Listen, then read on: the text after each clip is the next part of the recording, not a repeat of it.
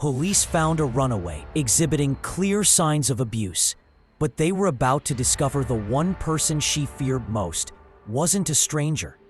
It was the woman who claimed to be her mother. You run away. I don't want to be there. Why not?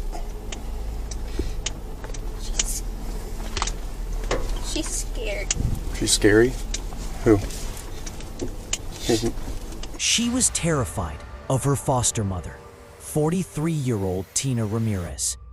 Her next revelation would expose a systematic nightmare happening behind closed doors. What happens when you get in trouble? Sometimes she locks us in a closet. Locks you in a closet? For how long? The longest I've been here has been like 4 days. With evidence of severe abuse and starvation, officers arrived at Tina's home. They were greeted by a woman who spun an unbelievable fantasy of being a loving caregiver. This year, I threw a Halloween party for the kids. It was really cool. I bought a bunch of Halloween decor. Happiest kids ever. They're like, best mom ever. And they loved it. They went to school talking about it and everything. So it was a lot of fun. I wanted to do the projector out here, but I was like, I don't know if that's okay to do. But the fantasy quickly shattered.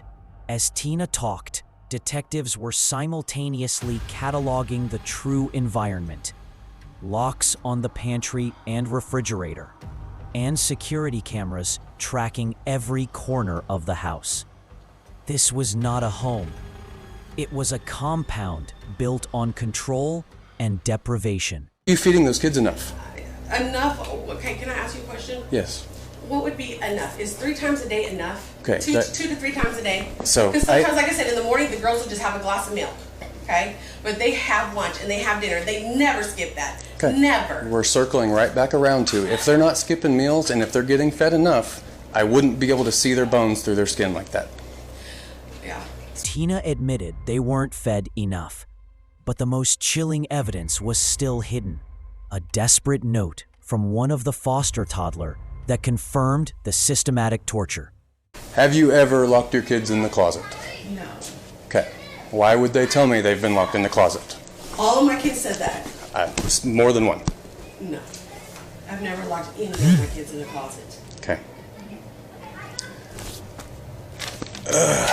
The detective knew she was lying. He had already found a taser, which Tina claimed was used for games, and a hidden letter that detailed everything. I found this letter, and I'm sure you've read it. It was in your closet. Oh, yes. Tell me about these letters. Sure, absolutely. I mean, those are old. I wouldn't know. Like, She's talking about being beat up. She's talking about having scissors to her throat, talking about pulling you off of her and you telling her you would have killed her. That's when we had an altercation. Right. We had an altercation. The foster mother's composure broke, confirming she had physically assaulted the 14-year-old. But when confronted about the starvation, Tina shifted the blame. They like to eat noodles. What kid can get fat off of noodles? My kids. I feed my kids noodles all the time. They're fatter than hell.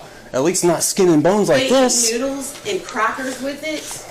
And spaghetti and meatballs and Hot Pockets and pizza and hot dogs and all kinds of nutritious things. Those kids are malnutritioned, Tina. Well, I give them canned vegetables. Does that count? Her excuses were running thin.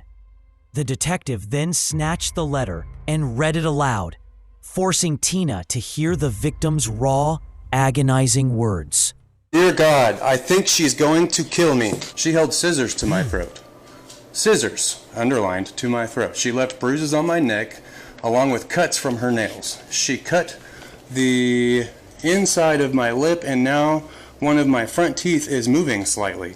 My nose is clogged with blood, and my ear is bright red with plenty of scratches on it. And it hurts so bad. And the fact that she said, I'm going to kill her with at least 2 people besides me that can verify that. Then she whispered to me, if Katrina didn't stop me, I would have choked you till you passed out. The final proof of abuse was undeniable, but the systematic neglect was the darkest betrayal. Tina admitted she thought the siblings had parasites, yet never once took them to a physician in over 2 years. At the time, we thought they had parasites. I even bought them parasite medicine. It's around here somewhere. Did they go to the doctor? No. You should take your children to the doctor if they're skin and bones, Tina. You're right. You're right. You're right. So why haven't you? Why aren't you feeding your kids? Why haven't I taken them to the doctor? I have no excuse. Okay. The detective, his voice cracking with emotion, pointed out the obvious, damning truth. Tina owned $80,000 cars, yet the siblings' food was kept under lock and key. Foster parents received thousands monthly per child. The financial motive was now unavoidable. What do I tell somebody, Tina? Because I just didn't feel like taking them to the doctor? No. You've got $60,000, $80,000 cars in the garage, but you can't afford enough food, so you lock it up. The interrogation ended, but before leaving, the detective pressed Tina on one final detail: the taser. Her answer was another desperate lie. Several of your kids confirmed that you have tased one of these kids with that taser. No. As I was telling her earlier, we do that, right? Yeah. And we even do it with the dogs. So physically, no, I'm not. Like, how close have you put it to the kids? One time I got real close on accident because we were playing around. But as far as, no. Okay, then the bzz game, like, how close are you? Oh, not that close. 4 days later, officers returned.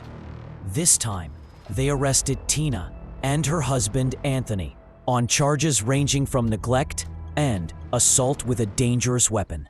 Turn around, put your hands behind your back. Do I just, You just go to jail, that's all. I'm not. I'm Hold just that for me. trying to- yeah. Yep, you just stand right there and be helpful.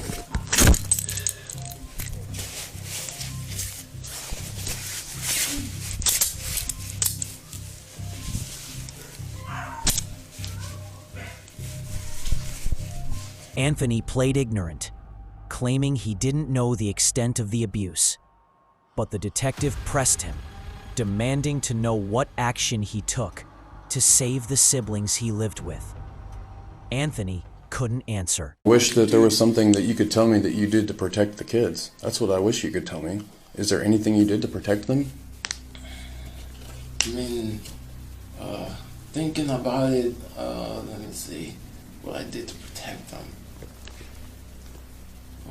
That's just so crazy because I freaking that was argument about it. I argued with her. I said, "Hey, this can't this is not a normal family. This is some prison or something." I guess I don't know. It's just I don't know, man. I never dealt with it like this before. Anthony's inability to recall a single act of protection condemned him. He wasn't just a bystander. He was complicit in their torture. Tina Ramirez and Anthony were both taken to jail. But for the 5 siblings, the nightmare was finally over. They were placed with their grandmother, safe from the woman who saw them only as a source of income.